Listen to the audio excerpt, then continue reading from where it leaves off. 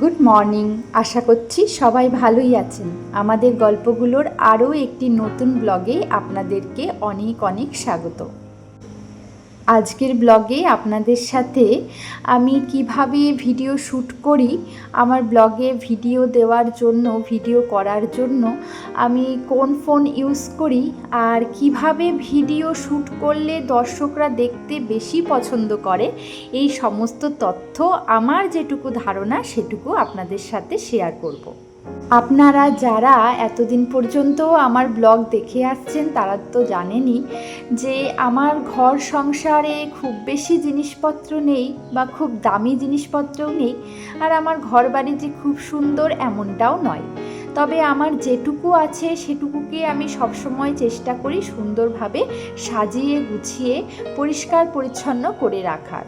আর আমার মনে হয় আমাদের প্রত্যেকেরই সুন্দর সাজানো গোছানো পরিষ্কার পরিচ্ছন্ন বাড়িঘর দেখতে বেশ ভালো লাগে, আর দর্শকরাও কিন্তু এটাই পছন্দ করেন। অবশ্যই আমি খুব বেশি জিনিসপত্র বা ইনস্ট্রুমেন্টও ইউজ করি না ভিডিও করার জন্য। আমার একটি মাত্র ট্রাইপড রয়েছে ভিডিও করার জন্য। আগের একটি পুরনো ট্রাইপড ছিল, যে ট্রাইপডটি এখন প্রায় ভেঙে গেছে, মানে মোটামুটি কাজ চলে। তো পরে আমি আরেকটি নতুন ট্রাইপড কিনেছি, সেই ট্রাইপডটা দিয়ে এখন বেশিরভাগ সময় আমি ভিডিও বানিয়ে থাকি। নতুন ট্রাইপডটিতে একটি রিং লাইট রয়েছে। যখন দেখি আলোর ভীষণ অভাব হচ্ছে, মানে আলো একদমই কম, অন্ধকার লাগছে ভিডিওতে, তখন আমি ওই রিং লাইটটা জ্বালিয়ে নিই। তাতে করে অনেকটা ফোকাস পাই, আর ভিডিওটাও দেখতে অনেক আলোকোজ্জ্বল লাগে। এখানে আমি রান্নাঘরে জানালার সাথে আমার যে পুরনো ট্রাইপডটা, যেটা এখন খুব বেশি ব্যবহার করি না, সেটাকে বেঁধে রেখেছি। আর এই ট্রাইপডটাতে এখন দেখুন ফোনটা সেট করলাম। এতে করে অনেকটা ভিউ সুন্দর লাগে, যাতে করে দর্শকরা দেখতে পছন্দ করেন। এমন কোনো অ্যাঙ্গেলে রাখলে যেখানে দর্শকরা দেখতে বেশি পছন্দ করবেন, সেখানে আমি চেষ্টা করি ফোনটাকে রাখার। সবসময় অ্যাঙ্গেলটাকে সুন্দর রাখার চেষ্টা করতে হয়, এবং একটাই ভিডিও বা একটা কোনো কাজের ভিডিও বিভিন্ন অ্যাঙ্গেল থেকে শ্যুট করার চেষ্টা করি। এতে করে ভিউয়ার্সদের কাছে সেটা বেশি ভালো দেখতে লাগে। একটা যে কোনো শট যতক্ষণ না পর্যন্ত পারফেক্ট হচ্ছে বা মনের মতন হচ্ছে, ততক্ষণ পর্যন্ত কিন্তু আমি বারবার সেই শটটা নিয়েই যাই বা সেই ভিডিওটা করেই যাই। যখন দেখি হ্যাঁ এবার মনের মতো হয়েছে, তখনই আমি সেটা ফাইনাল করি। এতদিনে আমি কিছুটা হলেও বুঝে গেছি যে আমার ঘরের কোন অ্যাঙ্গেল থেকে শট নিলে ভিউটা বেশি সুন্দর লাগবে, বা কোন অ্যাঙ্গেল থেকে ভিডিও করলে বেশি দর্শকদের কাছে দেখতে ভালো লাগবে। এই ধরুন, যেমন এই একটাই ঘর মোছার ভিডিও আমি বিভিন্ন অ্যাঙ্গেল থেকে করেছি, যাতে করে আপনাদের কাছে দেখতে একটু ভালো লাগে। তবে আমি ভিডিও করার জন্য ট্রাইপড খুব কমই ইউজ করি। বেশিরভাগ সময়টাই আমি ভিডিও করার জন্য ফোনটাকে কোনো একটা জিনিসের গায়ে হেলান দিয়ে দাঁড় করিয়ে রাখি, এতে করে বেশি ভালো আসে। অনেক সময় ট্রাইপডে ভিডিও করলে অনেকটা যান্ত্রিক মনে হয়, তবে কোনো একটা জিনিসের গায়ে যদি আমি ফোনটাকে হেলান দিয়ে রেখে দিই, যেমন ধরুন একটা কাপের গায়ে বা একটা বোতলের গায়ে, এইভাবে হেলান দিয়ে দাঁড় করালে না মনের মতন শটটা নেওয়া যায় এবং মনের মতন ভিউজটা পাওয়া যায়। আমার রান্নাঘরে থাকা এই অ্যারোহেডেড প্ল্যান্টটা আমার রান্নাঘরের লুকটাই পাল্টে দিয়েছে। তাই আমি ওই অ্যারোহেডেড প্ল্যান্টের ঠিক পাশে জানালার সাথে ওই ট্রাইপডটাকে বেঁধে রেখেছি, যাতে করে আমি যখন ভিডিও করব উপর থেকে শটটা নিলে দেখতে ভালো লাগে। এই ধরুন, এই যে মাছ কাটার যে শটটা, এটাই আমি বিভিন্ন অ্যাঙ্গেল থেকে নিয়েছি, যাতে করে আপনাদের কাছে দেখতে একটু ভালো লাগে। অবশ্যই এতে কিন্তু পরিশ্রম অনেকটাই হয়। একটা বাচ্চা নিয়ে সংসার সামলে একটা ব্লগ করা, একটা চ্যানেল সামলানো কিন্তু কম ব্যাপার নয়। তবুও সারাদিন অনেকটা পরিশ্রম করেই যাতে আমার দর্শকদের কাছে দেখতে একটু ভালো লাগে, যাতে করে আমার দর্শকদের কাছে আমার ব্লগ একটু হলেও দেখার মতন হয়। অনেক সময় ফোনটার সাথে একটু রিস্কের কাজও করতে হয়। যেমন ধরুন, এমন একটা জায়গায় ফোনটা রেখেছি যেখান থেকে যদি বাই চান্স পড়ে যায়, ফোনটার গ্লাস ফেটে যেতে পারে, ফোনটা নানানভাবে ক্ষতিগ্রস্ত হতে পারে। আমার হাজব্যান্ড যখনই দেখে এরকমভাবে রিস্ক নিই, ও একটু বকাবকি করে, কারণ আমাদের মতন মধ্যবিত্ত পরিবারে একটা ফোন কিনতে গেলে কিন্তু অনেকটাই কষ্ট করতে হয়। আর আমার যে ফোনটা, একটা দিদিভাই আমাকে কমেন্ট করে জিজ্ঞাসা করেছিলেন আমি কোন ফোনে ব্লগ শ্যুট করি বা ভিডিও শ্যুট করি। আপনারা যারা আমার ব্লগ দেখেন প্রতিনিয়ত, তারা তো বুঝতেই পারেন ব্লগ দেখে যে আমি কিন্তু খুব বেশি দামি ফোন ইউজ করি না, একদমই নর্মাল রেঞ্জের একটা ফোন ইউজ করি। এবং ভিডিও কোয়ালিটি দেখেও আপনারা নিশ্চয়ই বুঝতে পারেন যে এটার দাম খুব বেশি নয়। আমার এটা ভিভোর একটা সেট এবং খুব একটা দামি নয়। আমি এটা ব্লগ করার জন্যই আসলে কিনেছিলাম।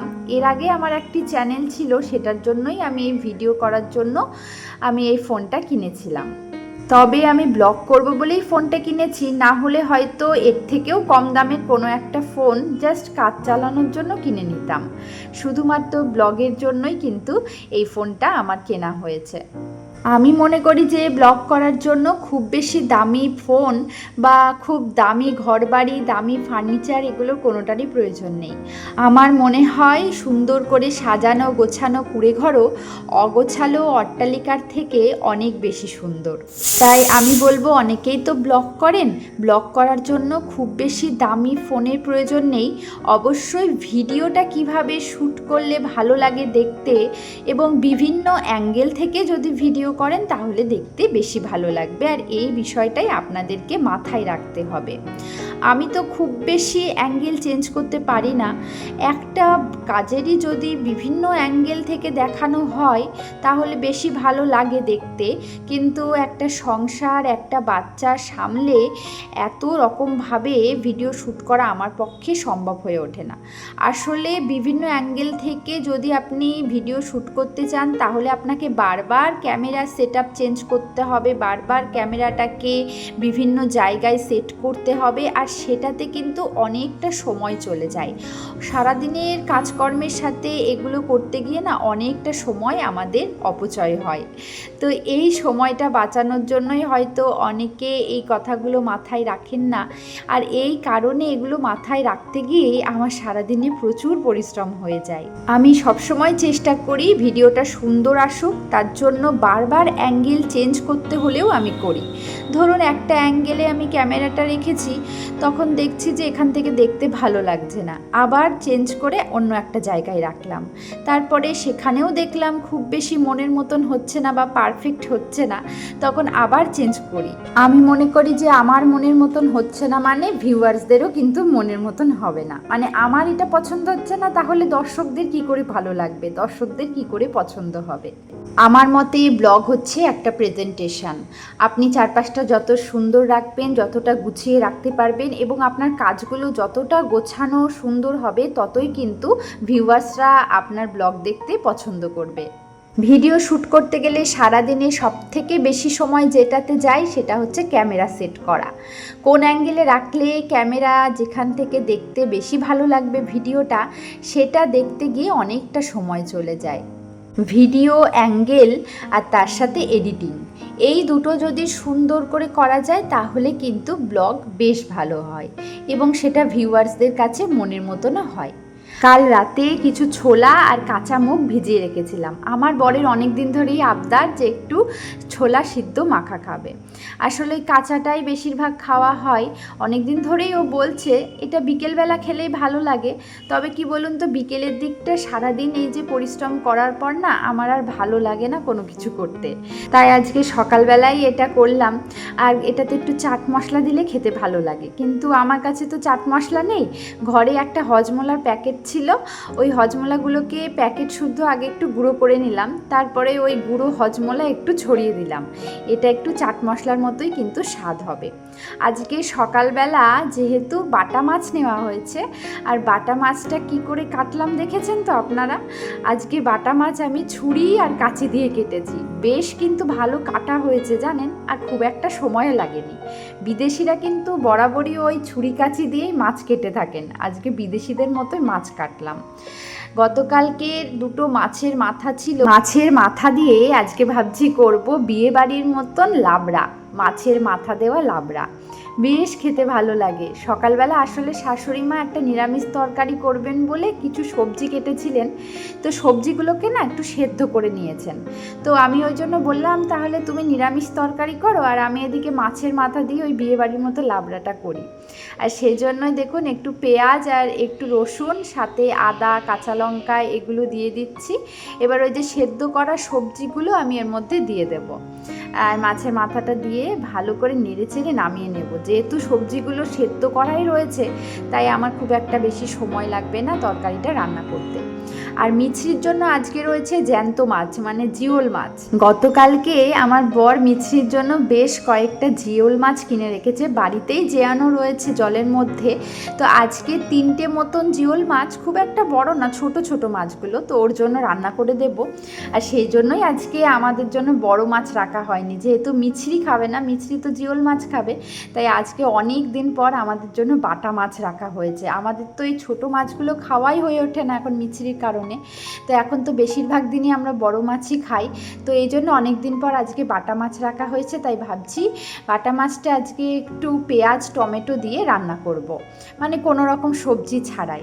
এদিকে আমার দেখুন ওই বিয়ে বাড়ির স্পেশাল লাবড়াটা হয়ে গেছে। লাস্টে যে গুঁড়ো মশলাটা দিলাম ওটা হচ্ছে এলাচ আর লবঙ্গ রোস্ট করে গুঁড়ো করা, বেশ ভালো লাগবে এটাতে দিলে, সেই জন্যই দিলাম। আসলে ওটা গুঁড়ো করা ছিল বেশ অনেক দিনই, ওটা আমার বর মাঝে মধ্যে খেয়ে থাকে, ওর নাকি গ্যাস অম্বল হলে ওই গুঁড়োটা খেলে নাকি কমে যায়, ওর জন্যই করে দিয়েছিলাম।